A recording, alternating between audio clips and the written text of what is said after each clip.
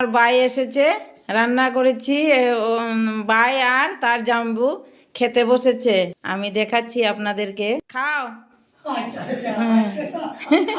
বেশি কিছু তো রান্না করিনি, ওই মূলা ভাজা আর মুখি তরকারি শুটকি দিয়ে আর চিংড়ি মাছের বড়া করেছি। ঠিক আছে, আজকে আমরা আরম্ভ করছি এই খাওয়া। হ্যাঁ, দেখি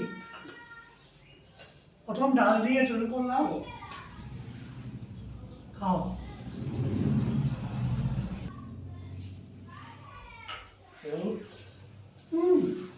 খুব ভালো, দারুণ।